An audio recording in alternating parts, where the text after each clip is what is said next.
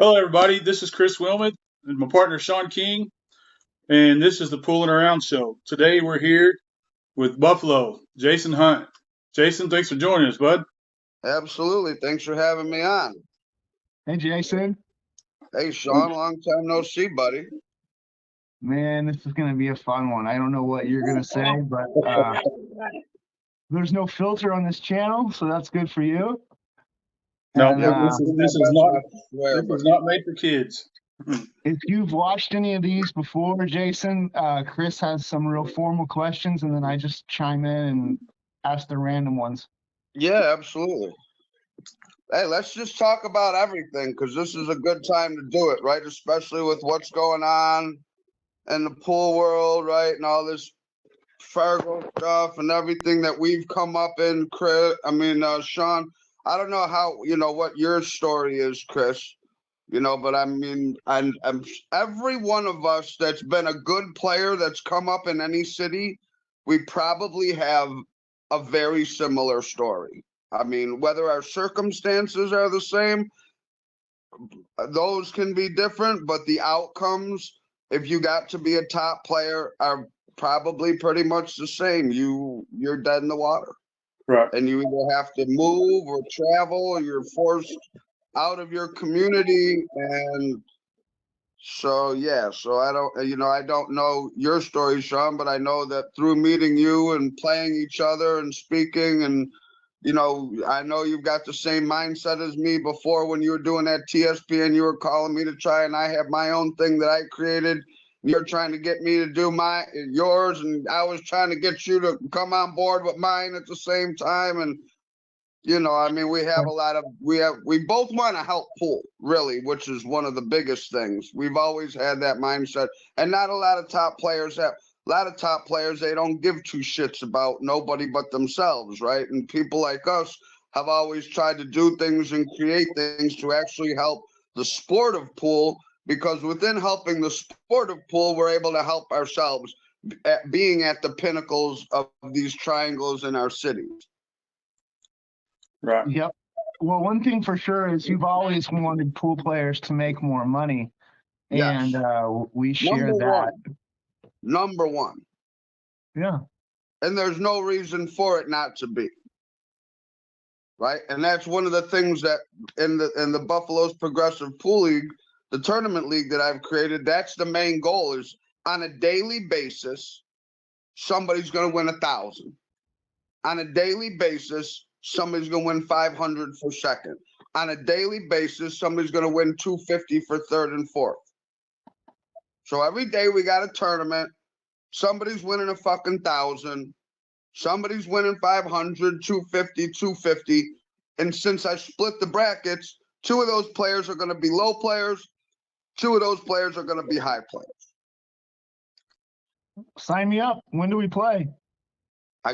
So we're going to talk about all this, man. This is what pool needs. The thing that I've created is what pool needs. We need a ladder system. We need a lucrative player ladder system where somebody can progress independently, earn their own money, don't need to ask nobody, don't need no stake courses, no sponsors, no please do this, and then they're taking half or 2/3 of our fucking money being used. Like, that's like me saying to you, hey, listen, I'll give you a ride to work, but you got to give me 70% of your paycheck. That's basically what goes on, right? So, but that's what it is. It's an independent, it's just a tournament league where every day, all across the world, no matter where we are, there is a tournament, a day, every day, 365 days a year, no matter where you are on the face of the planet.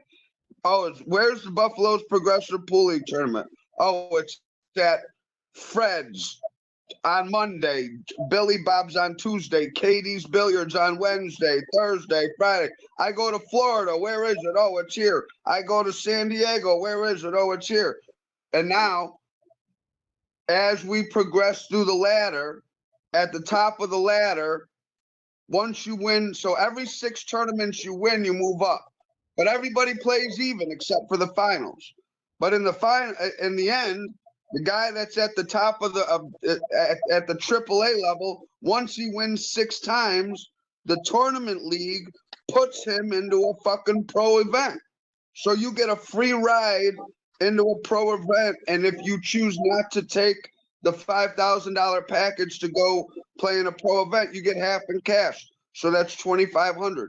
So on that day, you not only win the tournament for $1,000, but the league cuts you a check for $2,500. So that's a $3,500 day. Wow. And then you just play I don't know. tomorrow and try to win another 6 every 6. So once you're at the top level, every six tournaments you win, you get another chance to go into a pro event or take the cash. I like it. I like it. All right, let's rewind the tape. Let's get to know Jason Hunt a little bit. For people that don't follow you online or haven't met you already, let's we can talk about anything. We got lots of controversial things we can talk about. But I want some people to get to know. I want some people to get to know you, your backstory, a little bit about your life and what kind of person you are. Yeah. So I grew up in Buffalo. I got my family's a court reporting family, right? So they're not in the pool world, never have been. Okay. You know, good blue collar, lower white collar, upper blue collar family, you know. Nowhere near rich, but do well for themselves. My grandfather was a very famous Supreme Court reporter. He was one of the first people to that they gave the stenograph machine to when it came out. Before all in the court reporting business now it's all mostly women, right? But back in the day it was all men, because what you had to do was you had to be able to command the courtroom. You had to be able to tell the judge stop, tell the attorney stop, you know, command the courtroom. I didn't get that, and they're writing it. So my grandfather was one of the best in the country, very famous guy. He was one of the first people to be given the stenograph machine when it first came out. They gave the best. There was only a certain amount of machines that were given out all across the country. My grandfather was one of them to receive it, and then he started his own court reporting business. And my father came up along with my 2 uncles in the business. One of my uncles was like the technical guy. The other guy was, but my dad was the court reporter. So my father was a very famous court reporter as well. Took over the family business. My mother worked for my grandfather as a court reporter before my dad even came into the office. And my mother was my grandfather's favorite court reporter. And then my dad came into the office, and my mom and my dad got together and they got married. And then my father took over the family business. And then they had me and my little brother. So when I was a little kid, you know, my dad read me Shakespeare. My dad, you know, read me Sherlock Holmes, the original Sherlock. He read me all the classics, Charles Dickens, you know, you name it, they were reading it to me by the time I could sit on my father's lap. And they were doing, you know, they're what a court reporter comes home and he proofreads his cases. So I'm sitting on my dad's lap at, you know, however old, as a baby.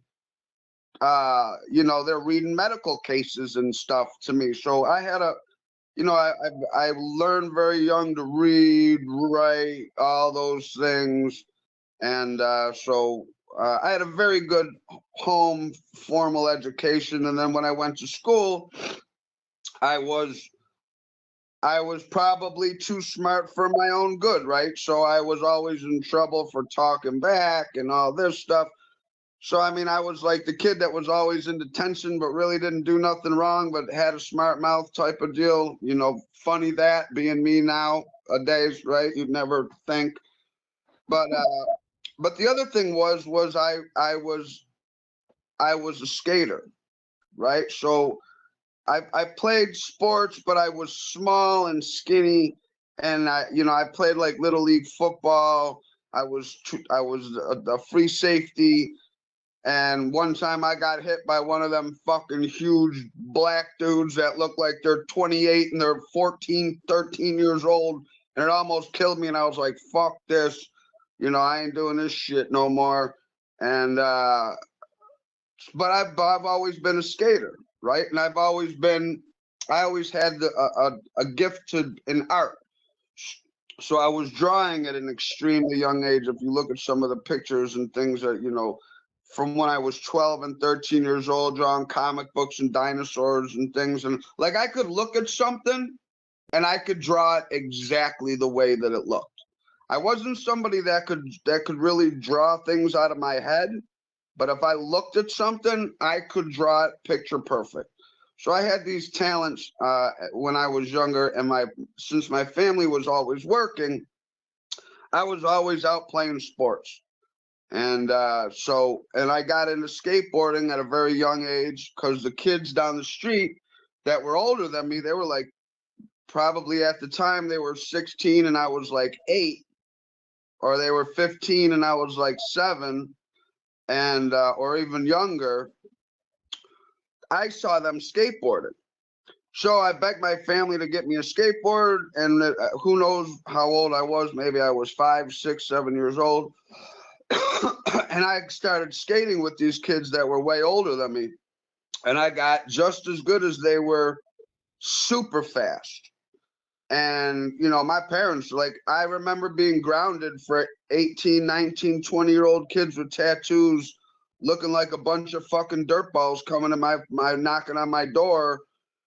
Is Jason home? Can he come out and skate? And they're like, what are you doing with these kids? You know, and I'm like 13. But they didn't know that these were the best skaters, and they used to build ramps in the woods, and I was the only kid, you know, that was allowed to skate these ramps. Like, if they caught you skating their ramps, they'd fucking kill you. They'd beat I remember some of the beatings they gave kids, man. I mean, they beat them to a pulp. They put them in a hospital for skating these ramps without this their is in New permission. York? Yeah, in Buffalo. Okay. They'd build them in the woods. You know, there were no skate parks around in Buffalo. There was no skate culture.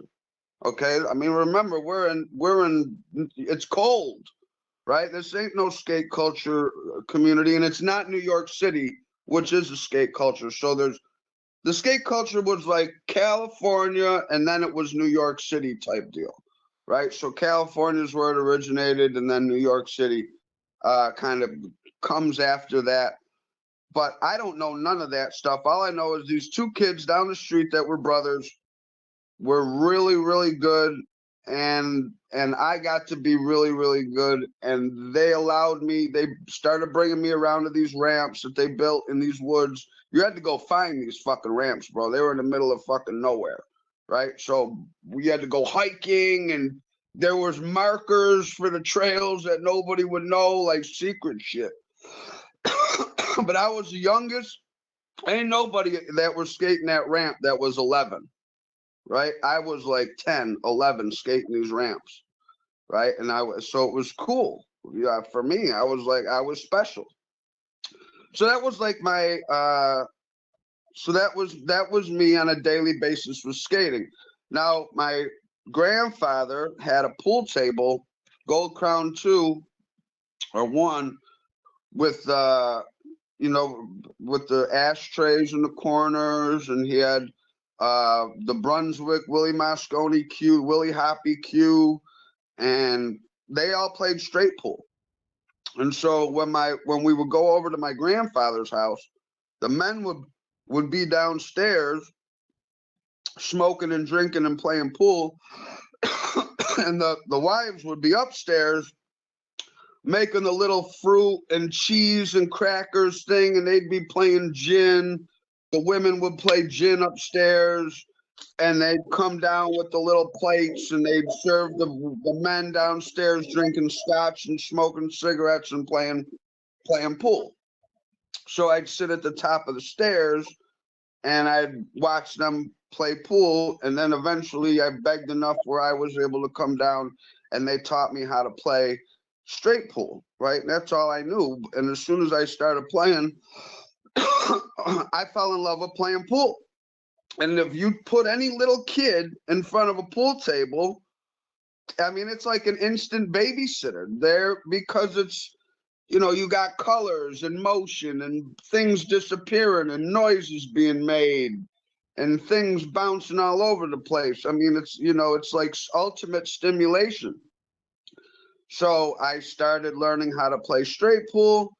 And by the time I was like 12 years old, I was beating them. 13 years old, I was running 30s and 40s, and back then they were races to 150, and I'd beat them in a race to 150. Then they started, they didn't want to play so long, so they played a race to 100, and then and then they stopped playing me, And my dad, he told me, like, if you look at my profile picture of me sitting on that pool table, that was in my Florida room. When I was 5 years old, my dad got rid of the pool table. He tells me to this day, I wish I never did.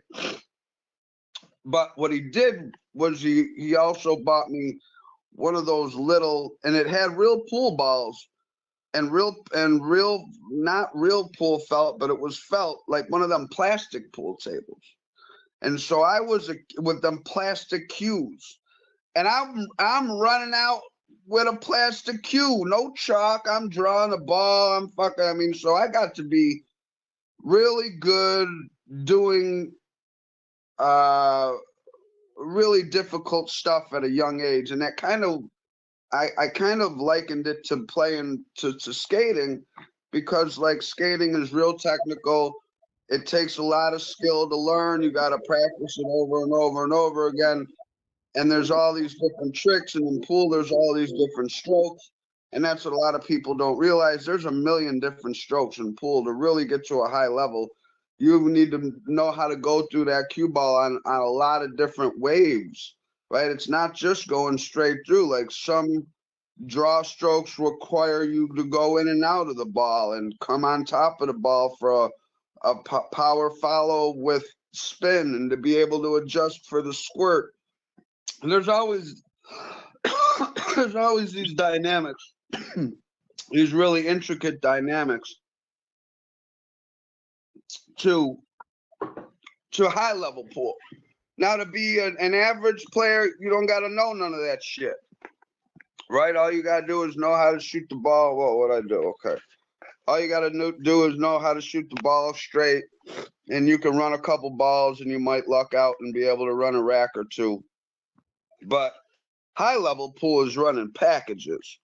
And when I was playing my best pool on a daily basis, I was running 4, 5s, and 6s, baby, just like the dice.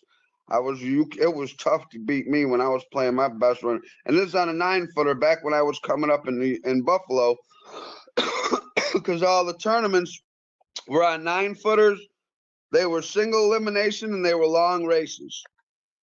Okay, so they were like, and they were handicapped, right? But the handicaps went from a 5, and at the end, like when Dennis left, he was a 15, and when they barred me, I was a 15. But it really only went up to 10. So it was 5 to 10. If you were somebody that came in and couldn't play at all, you were a 5. If you could run a couple balls, but you couldn't run a rack, you were a 6. If you could break and run out maybe 1 out of 10 times, you were a 7. If you could, like, this is the way it was. And the people that were 10s, and there weren't very many of them, right? There might have been, I don't know, 10 10s, right, in Western New York. But guess who won all the fucking tournaments? The 10s. There were no 5s ever winning a tournament. There were no. If you were a 7 and you won, you felt like God, dude. It never ever happened. It never happened.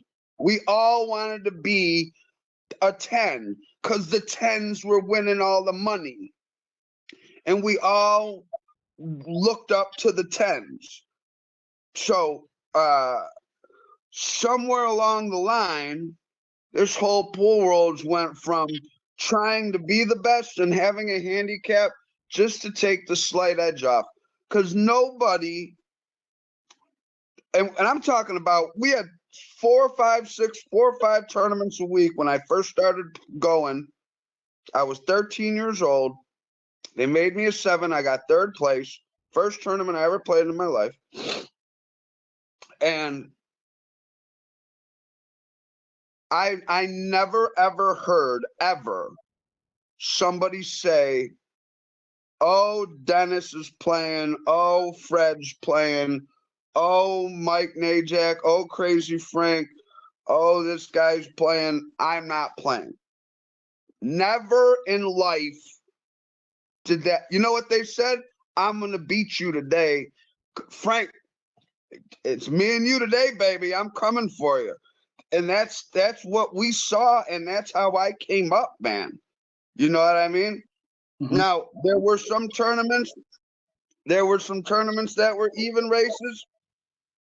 Even then, when you had the even race, so you had like 3 handicap and you had like 3 open ones. Where everybody just raced to 9, race to 7. Those were the double elimination. Race to 9, race to 7. Race 9 on the winners, winner breaks. Race to 7 on the losers, winner breaks. 9 ball counts. Regular fucking rules. Nobody was changing rules to keep people. So, you know, oh, the guy who snapped the 9. Okay, let's change the rule. None of this, man. Where is any of this shit coming from? It's coming from losers. Okay? No winners change the rules. So that's kind of so I started like that. I started playing straight pool. And then, like I said, I was a skater, right? So I would go and I would skate at this place called the Clearfield Youth Center.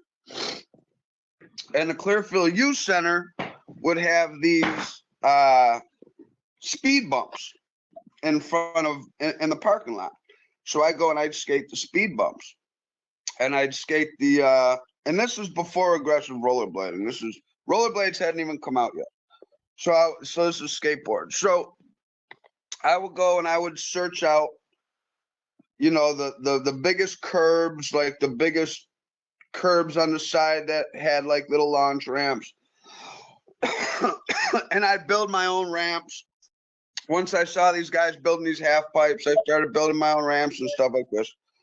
So I'm skating one day and I go in to take a drink. It's in the middle of summer. I'm sweating my balls off. I'm probably 10 years old, 11 years old. And yeah, I was actually I was 10, 9 or 10, because I was there for a couple years before I won the I didn't win. I got second in this tournament. So this story's coming up.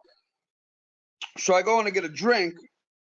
And this door opens up and a bunch of kids run out of it, right? And they were a little older than me.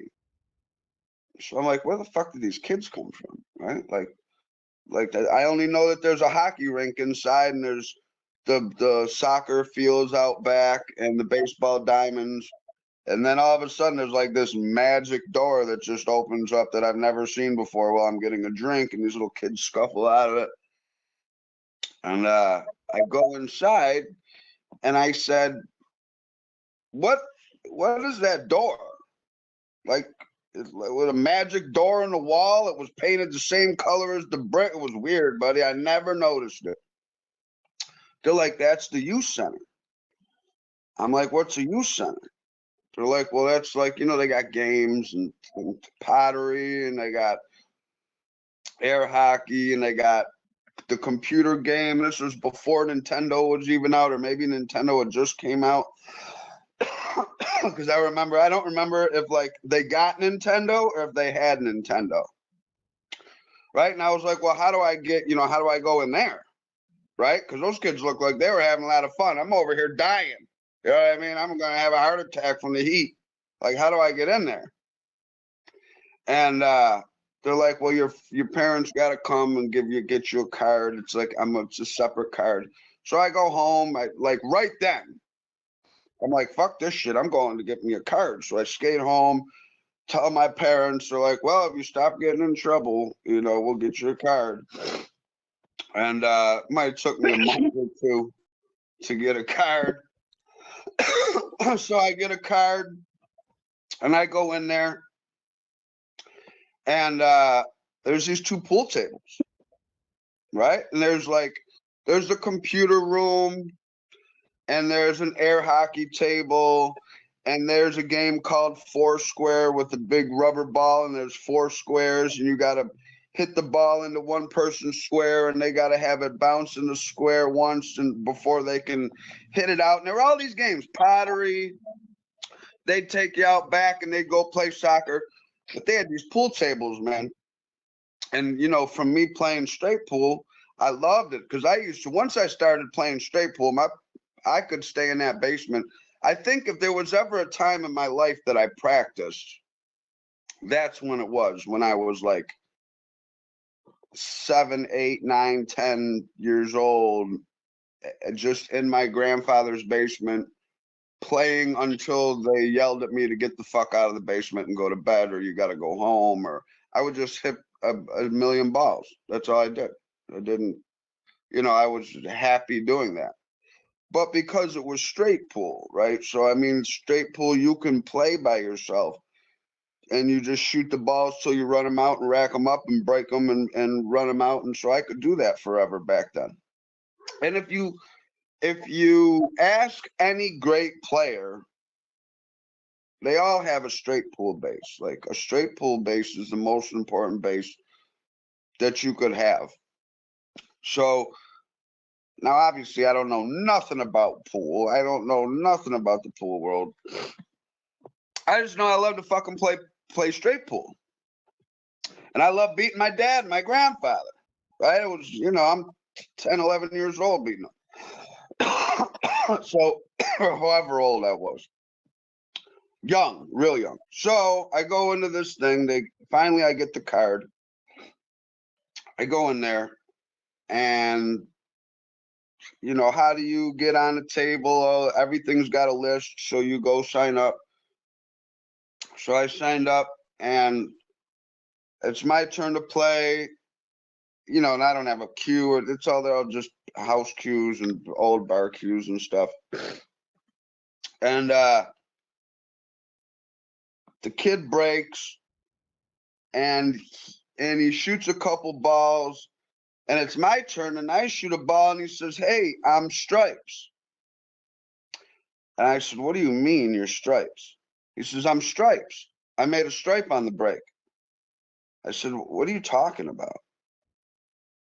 He says, "What do you mean? I'm Stripes. You got to shoot the solids." I said, "What do you mean I got to shoot the solids?"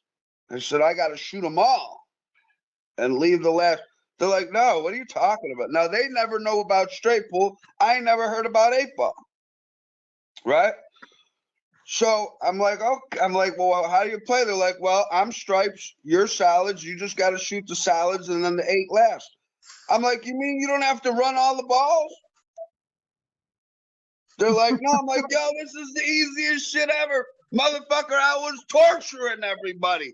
I was crazy all of a sudden because I don't even know no better. I'm just every time I get out, I'm running out from fucking nowhere. Because remember, in straight pool, you got to learn to break the clusters up. Like, every part of the foundation I had just from playing straight pool. Now I don't have to run the whole rack.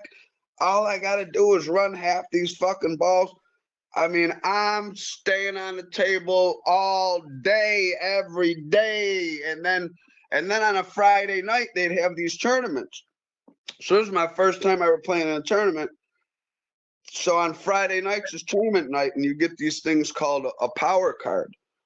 So they'd have a tournament for everything. They'd have a Foursquare tournament. They'd have a computer tournament. They'd have, like, whoever gets the highest score in the computer games.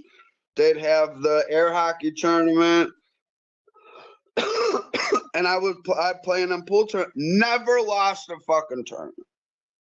Never lost a tournament. So now I get this feeling of what it's like to win, right? Like, to beat multiple people. I'm not just playing a game of straight pool with my dad or my grandfather, and there's no excitement really, and once you get to beating them, they're like, all right, son, time to go back to work. And you're like, come on, like. So now I start winning, right? And I get starting to really know what it's like to be a winner. I'll never forget this shit. And I think this all goes back to human nature, right? I think that life has become so easy that we've lost the basic guttural foundations of if I'm a better hunter than you, I got more meat. That means the women want the guy with the most meat, and I got the hides to make the house.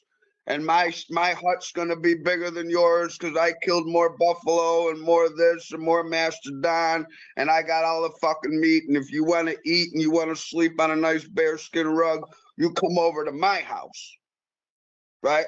And that's it. That's how you kept score. Who had the most wives is how you kept score in the beginning. Okay, that was the score. All right. So, at some point in time, this is all gone, right? So now, so this goes by say that to say this. I start winning all these power cards. Okay. And then some days, like once a month, it would be like double power card. So like on that Friday, and you'd win like 3 power cards a tournament. It wasn't 1 power card. So it was, you get 3 power cards every tournament you win. So I was stacking up these fucking power cards. And then on those, the once a month where it was 3 times, you'd win 9 power cards. So I'd come into this motherfucker with a pocket. It was like money, right? To get to the head of the line. And then they started charging me more than 1 power card because I would never got, anytime I lost, here's the power card right back up to the thing. They're like, nah, motherfucker, you've been on for a week straight. You got to sit out and we're going to charge you more. What could you do with the power cards? It would just get you to the front of the line in anything. You just skip the line. Top of the waiting list. So if I want to play Foursquare and I'm not at the front of the line, but I've got a power card while I'm up. I'm up next, bitch. Sit your ass down. Power card, nigga. Right. Got it. Right. So you had all the power. You had all the power. And buddy, when I told you I had all the power, I came in, they looked like bank rolls. They were index cards. I had index cards. You know how when you get like the thick stack of index cards, not the little one. I'm talking about when you get one of them packs like that. There's like 200 of them in that motherfucker. That's what I had. I had rubber band knots of them. So the counselors would get mad at me because I just go right up. The kids would start crying. I remember kids crying. Jason's always up. So they started charging me 2 and 3 and 4. At the end, it was 4 power cards, no matter what I wanted to do. I was like, yo, I'm not even trying to play pool. I'm trying to play Foursquare. Tough shit, kid. 4 of them if you want to get up. So, and then they've been handicapping Hunt since he was a teenager. This is all true stories. So then there was this guy, I'll never forget, this guy named Mike.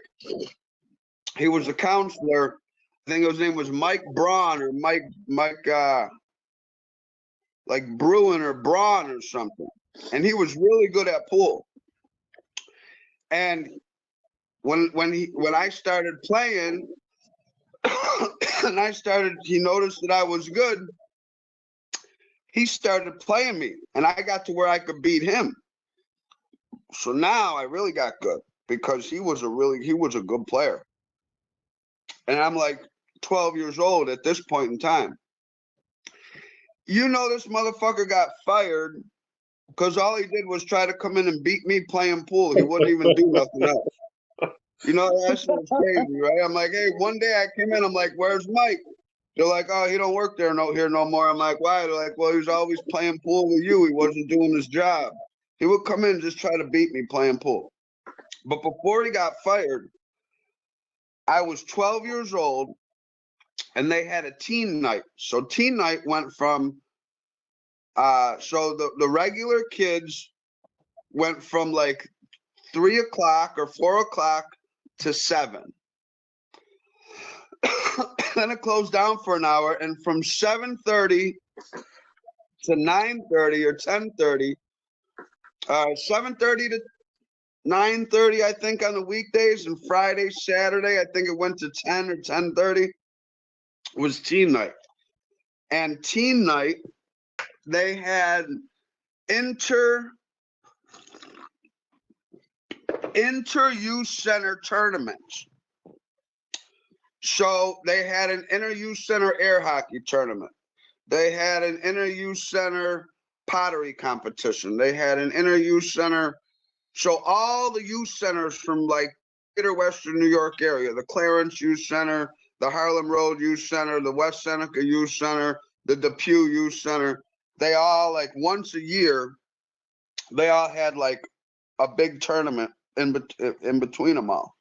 Now, I was so good at pool that they lied when I was 12 years old, because they never won, right? And they had some good players as the teenagers.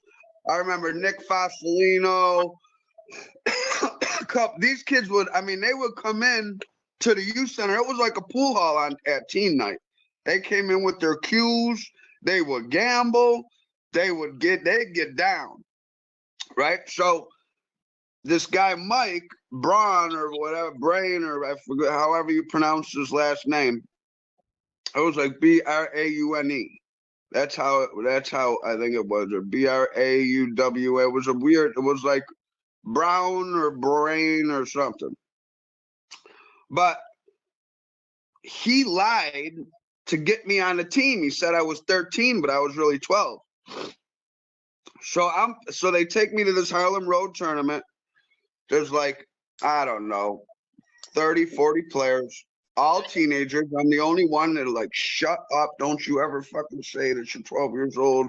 We'll get in trouble. That's probably another reason the guy got fired, right? Because he got me on the fucking team and I was 12. So, because like one day he was just gone. And I think maybe that was another reason too. But they told me he got fired because he was always playing pool, you know, and they were like, there's the guy that got Mike fired, because he was like one of the favorite, he was the coolest dude as a counselor. So I'm playing in this thing, and I get to the finals. Listen to how dirty they do me. So I'm in the finals. I'm playing against like an 18-year-old or a 17-year-old, right? And I'm this little scrawny ass kid with glasses, and he's this big dude.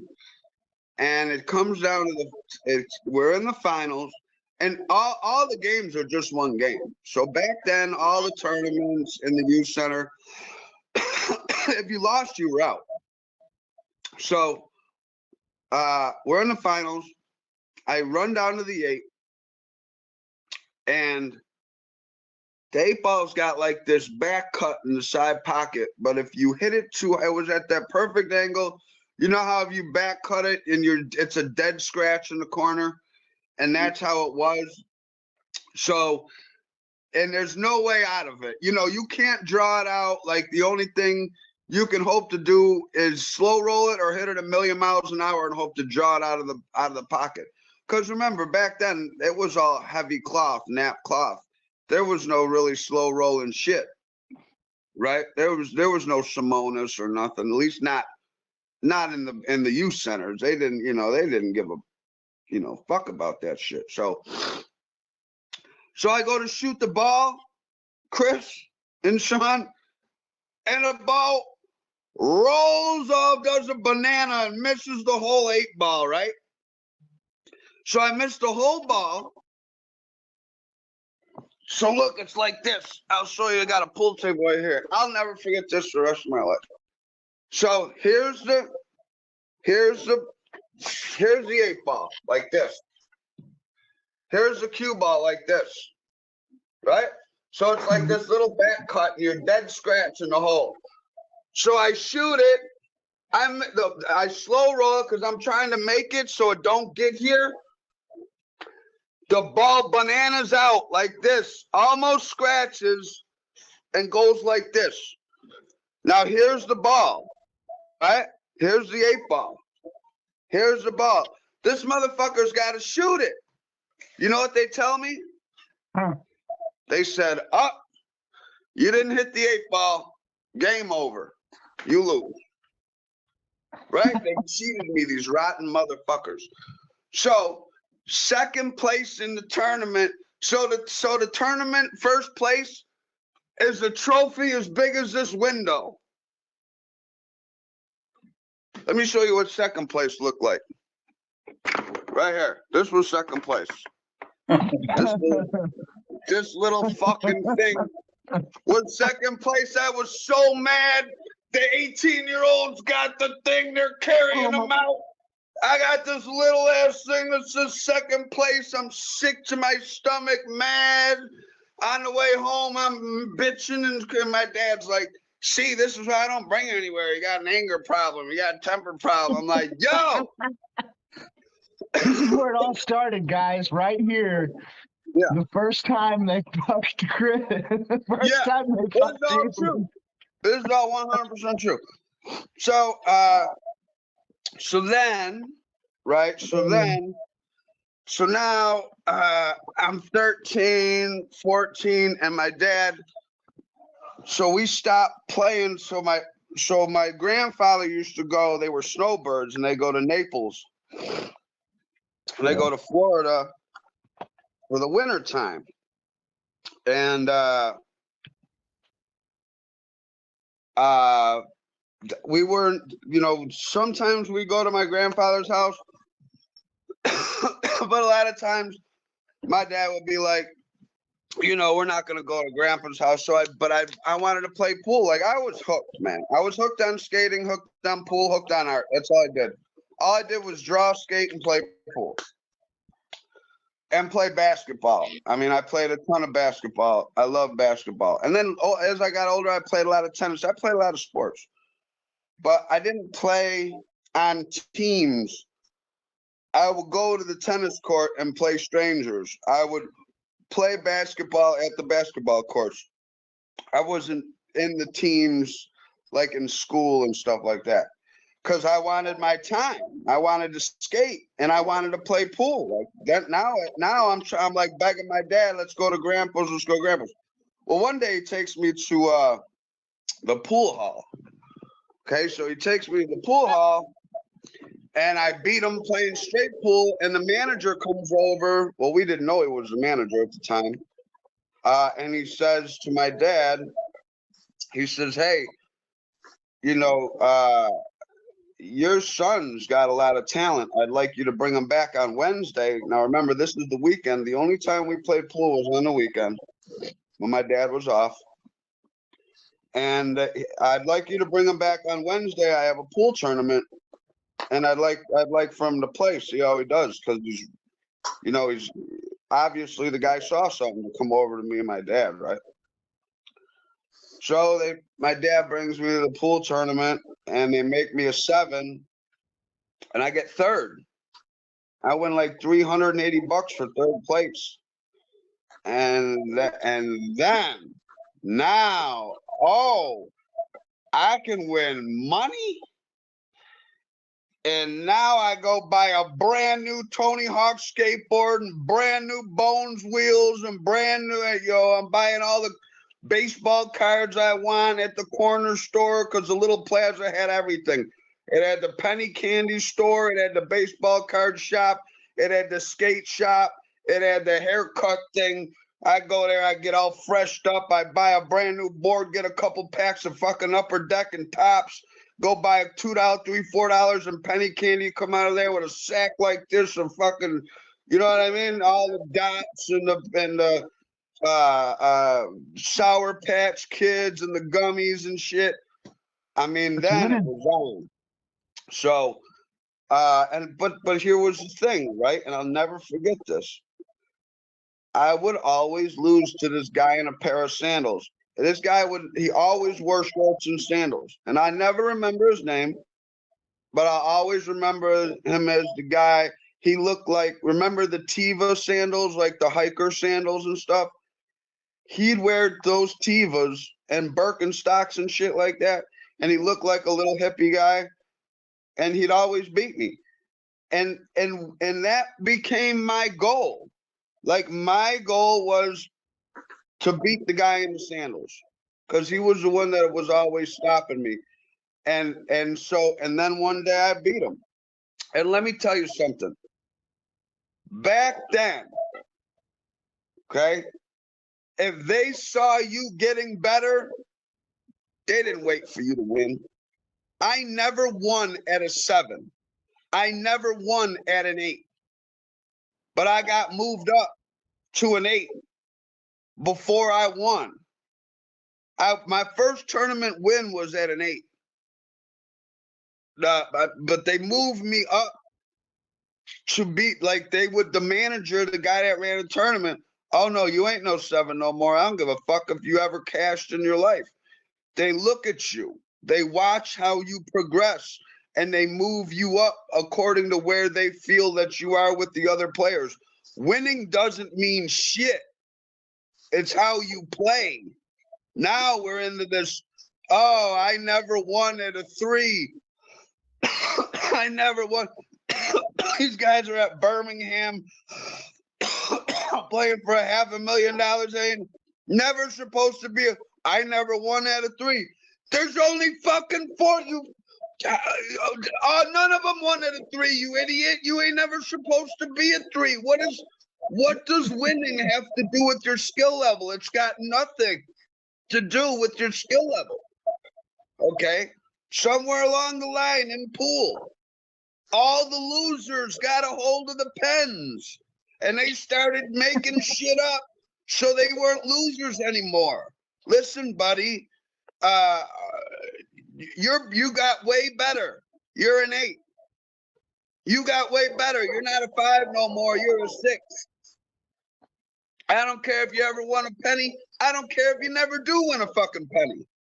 Your skill level has improved, and therefore your equivalent number is you're going up. And we all wanted to go up. Nobody wanted to be a 5. Nobody wanted to be a 6. Nobody wanted to be a 7, because they didn't win. The reason you were a 10 is because you won all the time. That's how you got there, motherfucker. Those are the people that won all the money, were the best players. Okay, now let's fast forward to now, to where all the losers got together and took the pencils. What? Can you give me an example of that? What do you mean, Fargo? The biggest example right now is this crazy ass Fargo bullshit that we got going on. It's the complete antithesis of any sport that there is. Like, okay, you gotta see. This is and this is, I think, I don't know if you've seen some of my posts and stuff. So let's put the pool world into the real world. Okay. Right now, how many places can you play pool in OKC, wherever you live? How many tournaments can you play in a week? Me? Yeah. None. No, Okay. wait. No, they have like one, but right. It's only like every 4th week of the month or something. Okay. It's like once a month. Right. You ain't even you ain't no Shane, you ain't no fucking, you're a shortstop like I was, right? And when you were playing your best, you might have beaten a couple pros if you were in a tournament, and you might have beat a Joey Gray, or how many times you beat him or Chip. You done it. But you ain't no Shane, you ain't no world 7-time US Open champion. You can't play pool in your own fucking city. Okay. And now that's common for a lot of people. Right. So let's take and let's use common sense. Let's remember for a moment this thing that's called common sense, that everybody is like completely thrown out the window because To be corrupt equals a lot more people that never should win are winning, and it's okay because they're the ones winning, but it's not okay for us to win. So let's do this.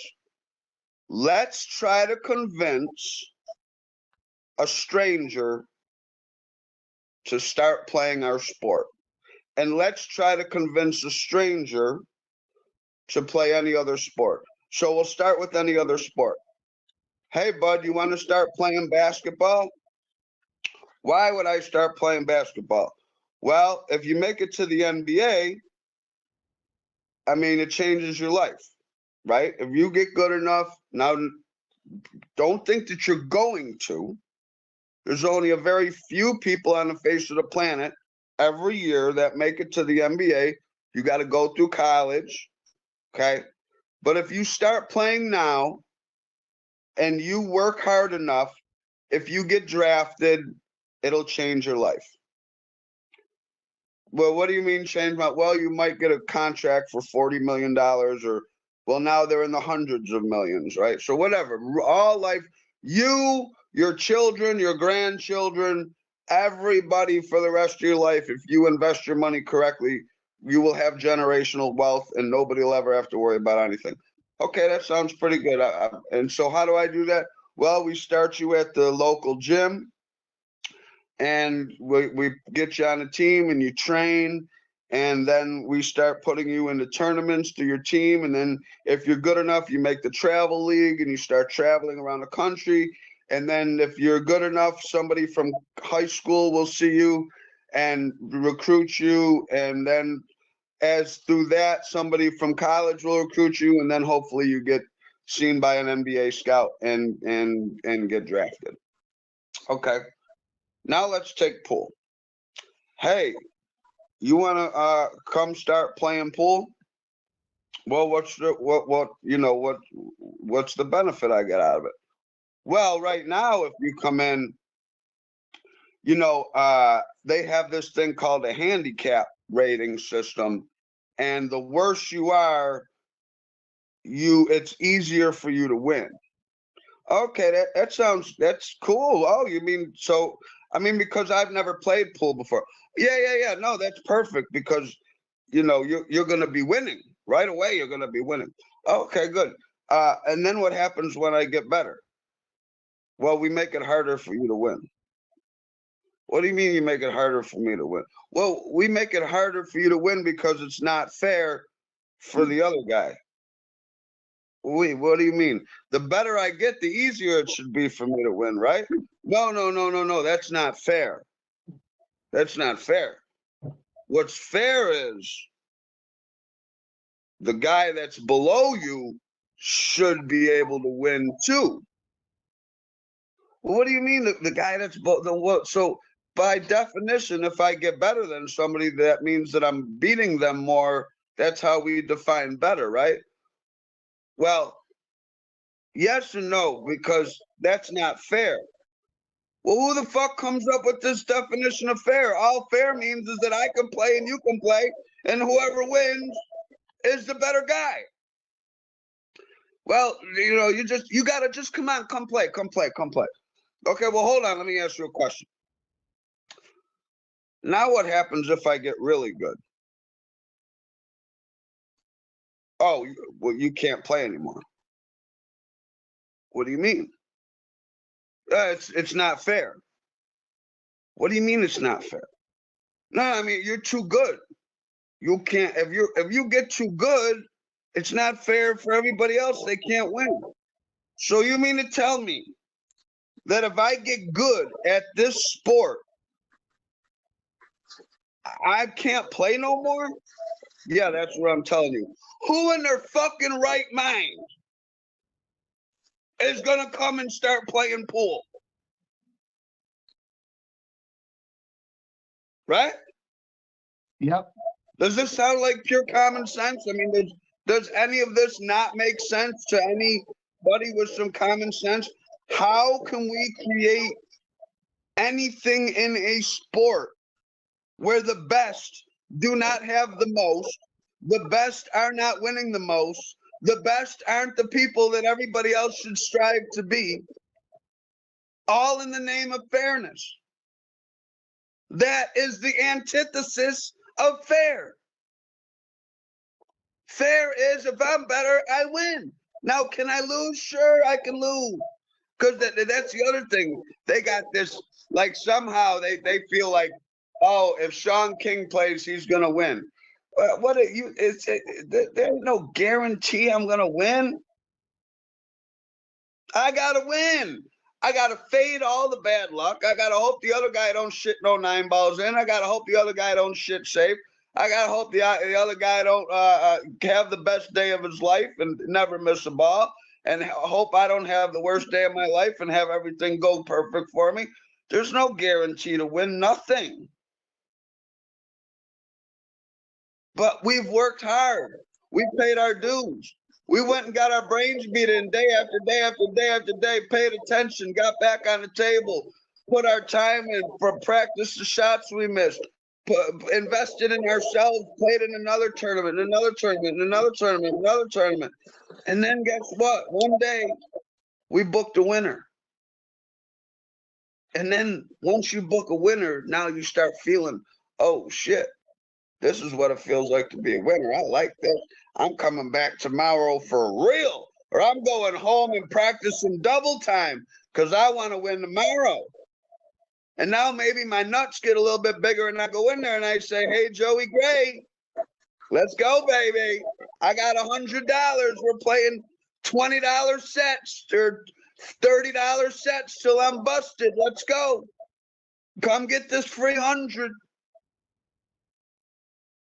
Pool's the only sport. Yeah.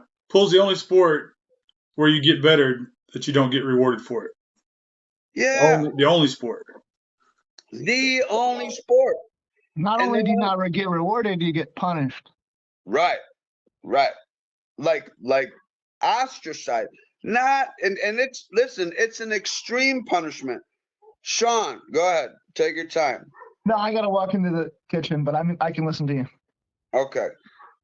It's the only sport where you get ostracized. So what happens is that we go and we get used to. Now, I was never a league guy. Okay, I was a tournament. I went to the tournaments. That's what I liked. I liked the competition, and I wanted to be the guy that was the 10. I always wanted to be them. I wanted to be the best. That was my goal, was to be them guys that won all the money. Because it was real money back then. I mean, first places, almost every day was 700 to 14, 1500. If they had a good Calcutta, it could be 2200, a couple days a week. So it's probably kind of like being in the drug game, right? The guys that were moving the keys were the guys that were the biggest money makers, and everybody tried to get up to be moving big weight because that's where all the money. That's where, they weren't the low level guys. Same thing in pool. You wanted to be the best guy in the city because the best guy in the city was the guy, by definition, that was winning the most. And by winning the most, by definition, you had the biggest pocket. You had the biggest bankroll. And how did they offset that? You said it. There was Calcuttas, and if you thought Jason Hunt was going to win that weekend, there was nothing to stop you from betting on him. Right. And that separate from the tournament, they handicapped the money. For example, right. It cost you a whole lot more to buy half yourself than did this guy who can run one rack. Right. Yeah. And that was the thing. There were no, nowadays you'll have some of the lower players going for huge numbers. The Calcuttas that I grew up in, first of all, everybody started at 20. There was never any 5s or 10s. I can't, life right now, it's such a big joke, man, what they're doing with these numbers. But everything you had to have yourself for 20, and you went up by 10s. And, most players went for 10 or for $20, $30, $40.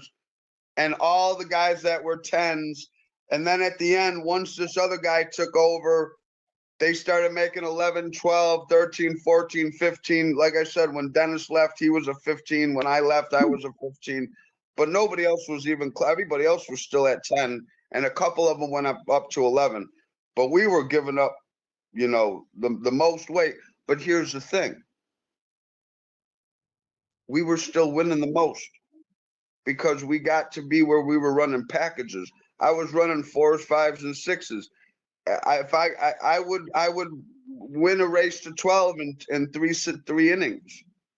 You know, I get up there, I'd run a 4-pack, I'd break dry, or I'd scratch, I'd sit down, guy might win a game.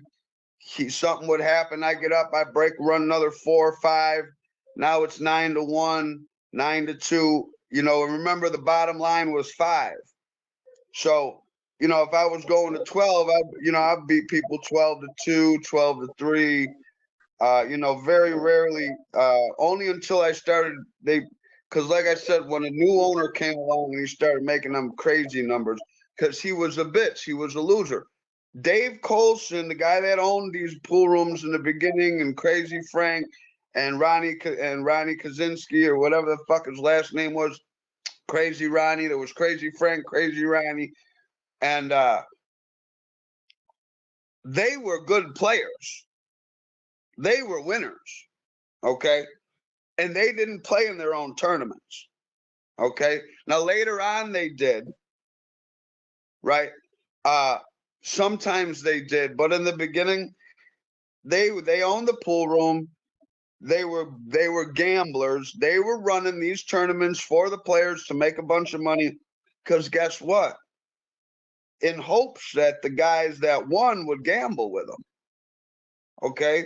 So I'll give you a chance to win 1,200, 1,500, 2,200 3 times a week, and maybe you'll blow 4 or 5 or 6 or 7 or all of it back to me afterwards because you're on your little high horse. You know what I mean? And that's kind of how that went. But then we got this guy, I can't remember his name right now, Mike something, that owns the pool room now. When he got a hold of it, we got a loser that's running the pool room now. So now this guy, you know, starts caring who wins. These guys never cared who won their tournaments. No, there was never a care about who won the tournament. Now, once again, in Classic Q, when Danny DiLiberto and Carl were running it, they never cared. But then when they gave it over to this fucking hater, this guy named Kurt, he started caring because he was just a player that couldn't win. And now all of a sudden he's running the tournament, and now he's jealous of the guys like me and like Mike Najak and like this guy and like that guy. So once you get a loser running things, they're going to create it. They're already jealous and they're haters. And now we give them the pen. You know, here's the power. Here's the wand. And you can't have that. That's like, and they're not the top. So in other words, you know what all this comes down to? It comes down to having the right people for the job. How many pool rooms have you ever been to, Sean, where the owner will tell you, I don't want no good players in here? Have you heard that before? Yeah. Me too, right? First time I heard that, I was like, what'd you just say? I go into a place, and I say, hey, I never been there. Hey, you guys got any tournaments? Oh, no, we don't do that. Forget the owner, the tournament director would say it. Right. Somebody will say, in a position of power, that's working at the establishment of a pool room, we don't want no good players in here. Well, they're indirectly saying it by capping tournaments. Oh yeah, for sure. But But it's a different way of indirectly saying it, because here's the thing. And what's going on right now, see, when I grew up, nobody worked hard to lower their number. You didn't win nothing, but you didn't gain by getting worse. The only way you gained was by winning, and by winning, your number went up. Right. And so, you know, and like I said, before this fucking loser Mike got a hold of the pool room, you could only get to 10.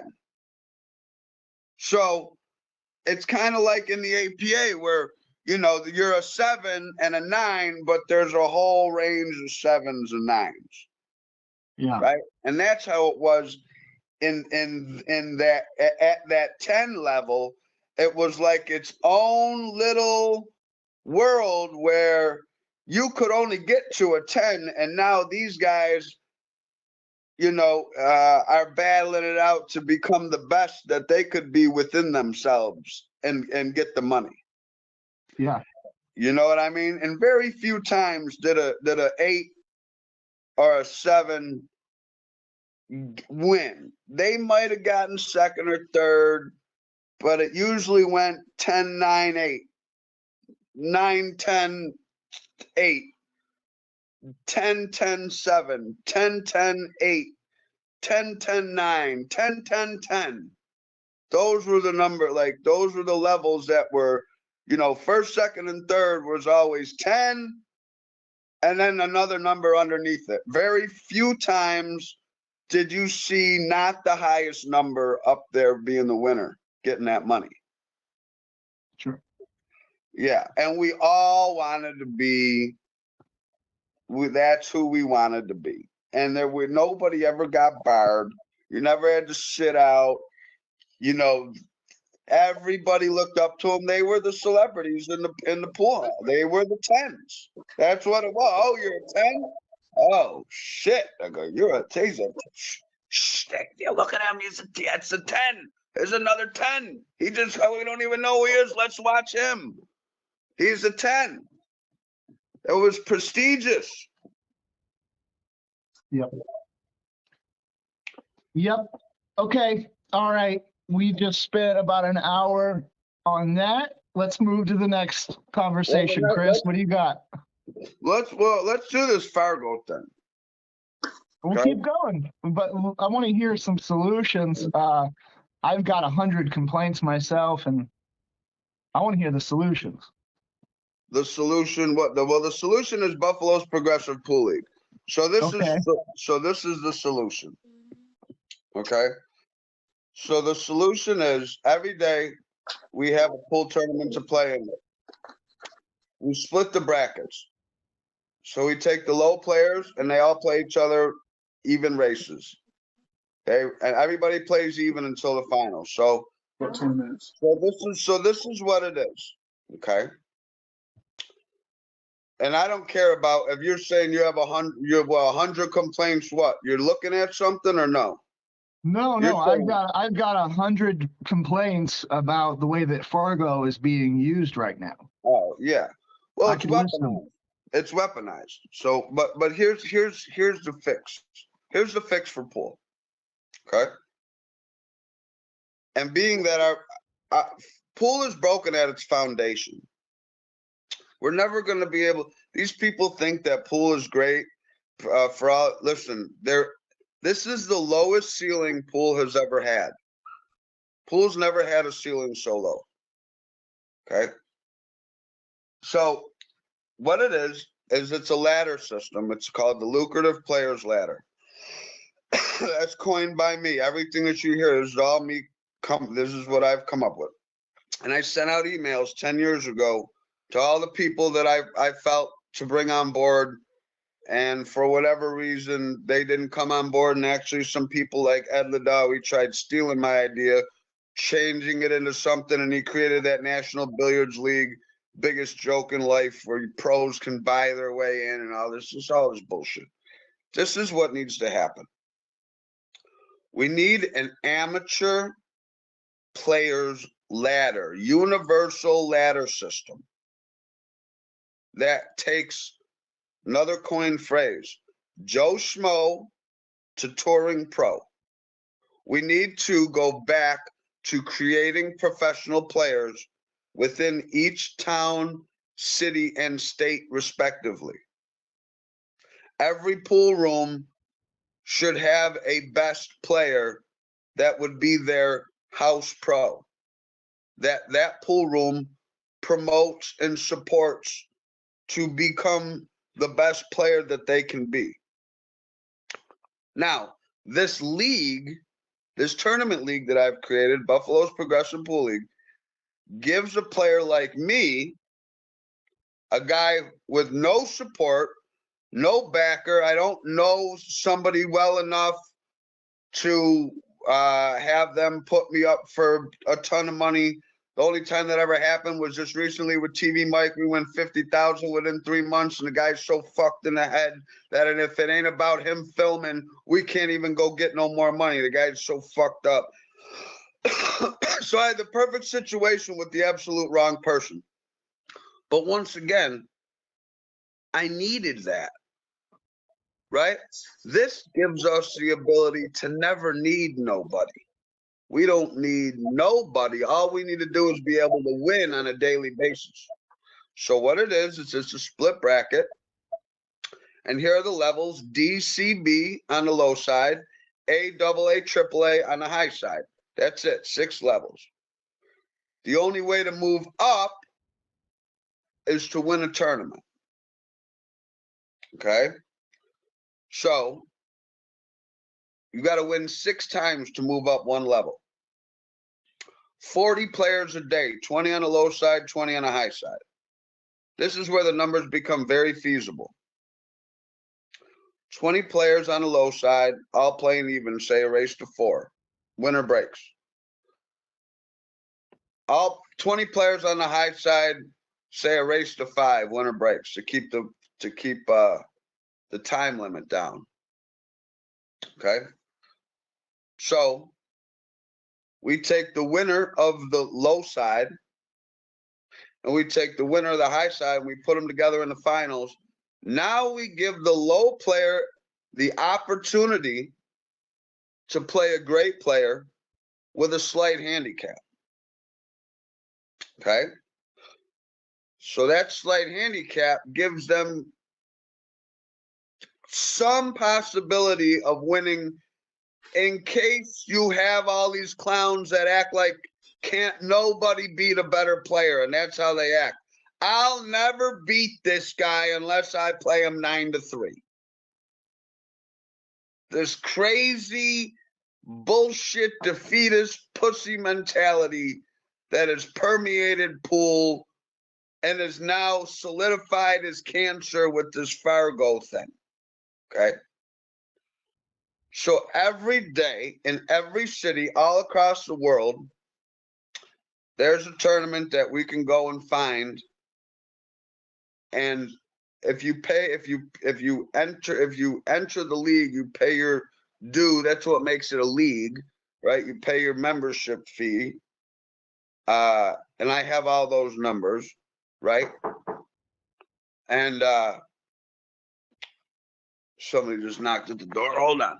So I think somebody ordered DoorDash. That's what they do. They order DoorDash. They knock on the door. Yep. Hey, buddy, appreciate you. The PIN number, they're in the back. I don't know. Yeah. They're like in the back. That's probably them, man. No, you're probably good. You have to put it in. Yeah, I gotta put a 4-digit PIN. It doesn't let me in. Yeah, God damn. Hold on a second.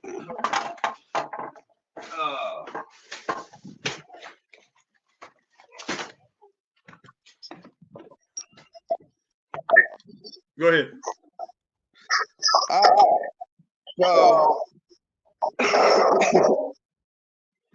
So now this is going to take some things because I want you guys to really I think something changed. Hold on, pause for a second. Something changed. All right, go ahead. Okay, so yeah, there's something. It's definitely like coming through goofy. The audio's coming through goofy now. Whatever you guys do. All I did was hit pause.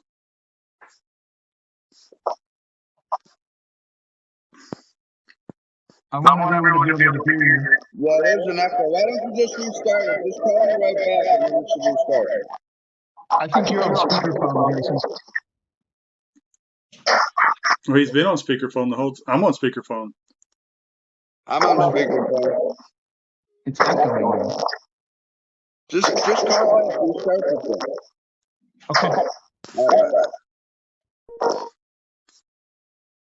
Hey, Can you hear me? It's echoing.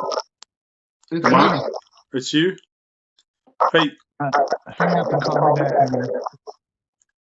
why don't you call him back and finish up? So I'm gonna do this with Shannon. But it's going to be recorded. You can. Let's call him back together, and we'll come back. It's getting long, buddy. Time for a cut. Go ahead. All right. So, so every day we got this tournament, right? And it's it's only for it's something that's separate from excuse me, the rest of the pool world of what's going on right now. And if you choose to, right? So we have a tournament every day where first place will pay 1,000, second place will pay 500, third and fourth is 250, 250. So it equals real-time money. The way I kind of come up with the numbers is if you have a small mortgage, $1,000 will pay it. So you win one tournament a month, you can pay your mortgage. $500 equals a car payment unless you got a real expensive car. 500 covers your car payment. $250 equals groceries, a nice night out with your wife, take the kids to the movies, buy them some school clothes. These numbers equal real money, real world equivalents. Okay, so everybody plays even. There's one tournament a day, and it can go per capita, per population, like per city, whatever, right? And so there's 40 players, 20 on the low side, 20 on the high side. Everybody plays even. In the finals, there's a slight handicap. So it might be like a 6-4 race, winner breaks. And everything's winner breaks. Because what we want to do is we want to get back to having players run packages. Pool is about who can run the most racks once you get to a certain level. You'll not those, you know, when you see them Copignys or whatever run them 10s and them guys run them 11s, you'll never see that. Justin Bergman running a 20 whatever fucking 17 or 18. You'll never. That's real pool. Okay, that is pool. That is the goal, to get to where you can break, control the one, get a shot, and run the fuck out and do it multiple times. And if I can do it better than you, if you can't do it better than me, you can't beat me. Right. Because pool's the only sport that you can win and lose from the chair. Okay? This is pool. Whoever created pool created all, other than snooker, created all pocket billiards to be break, find a way to make a ball in a break and run out. And the same, even in straight pool, people will be like, oh, well, straight pool, not if you make that corner ball. You bank that corner ball and start running, baby. Okay? So, you know, from the break, I've run 60. That's my, from the break is my high. Break, bank that corner, run 60. My high run in straight pool is 98. I never broke 100, but one of my high runs at 60 was bank that corner ball back into the top corner and run. Okay? The only reason they don't do that is because making it is very difficult, but you can get to where you make it all the time. I mean, I got into where I was making that motherfucker. So that's how pool was designed. Whoever created this shit created it where you can make a ball in the break and the other guy can never get up off his chair at the epitome of the talent of everyone. Bank, pool, one pocket. They took that away in one pocket. Now you can't make a ball in the break. You got to re-rack. When I learned one pocket, man, if you made a ball in the break, that's the only way you break run 8. And in all the original tournaments, it was break, make a ball, and keep shooting. You know, there was none of this, and it was winner breaks. I'm for winter breaks. All right, let's move towards the money side of it. What's it cost a player to get in that daily $60. event? So $60. Here's the thing. 50 of it, so we have 40 players. We don't need any outside money. You don't need no sponsorship. That's the other thing. The thing that I've created, we don't need no money. What I need is an app. I need an app and I need tournament directors. Okay, that's what I need. I need an app and I need tournament directors in every city willing to run these tournaments on a daily basis. The tournament director, what we're doing is I'm creating jobs as tournament directors. You get $5 a player. So what's 40 times 5? 300. It's enough for a hot dog and a Coke. So you make 200 a day to run a tournament. If you run all 7 of them, you make 1,400 a week. That's probably what a good tournament director is worth. I mean, because you don't want an average tournament director if you're trying to do any good, but somebody who's worth it and does a great job and no bias and babysits 40 whining pool players all day. Yeah, I think 200 is a good number. Yeah. So you get $5 a day. So here's what it is. So it's a $60 bill. $10 goes to the business. Okay. If we get 100,000 players all across the world playing every day, that's $1 million a day. 10 times 100,000. Million a day is 365 million a year. That's what the business can generate. Now that's just off of the $10 per player. Okay, Playing that's once a week, or no, playing how often? every day. Every day. Every day, all over. All right. So in Oklahoma City, there's one every day. You go to the next city, there's one every day. You go to the next city, no matter where we go. We can travel all over the country, and we can really, it's a global system. So we can go out, if we go to China, where is there a Buffalo's Progressive Pool League tournament today? Yeah, it's in Wing Chun Feng's pool room. Okay, I go over there. It's in Ping Pang Pao's bar. Okay, we go over there. We go to Australia. Anywhere we go, universal. Okay, so if we get 100,000 players a day, that's $1 million a day. It's 365 million a year. Now we take 200 million and we use it as it's kind of like a foundation. So now we got 200 million to fund anything we want to do. The U.S. Open, here's 2 million added. The women's PBA, here's 2 million added every tournament, 1 million added every tournament. The juniors, here's 1 million added every tournament. We can have so now the goal of the league is to create pro players. So as you move up from Joe Schmo to touring pro. From Joe Schmo to touring pro. So at a AAA, if you win 6 times, you get a $5,000 package to go to any tournament you want. Doesn't matter what it is. Or not go and keep the money. Or not go and just keep the money. Or not go and get half in cash. Half in cash. So that day, Sean King in Oklahoma City wins his 6th tournament at a AAA, and Sean's married with 3 kids, and doesn't give 2 living shits about playing in a professional tournament because he's too busy with his family.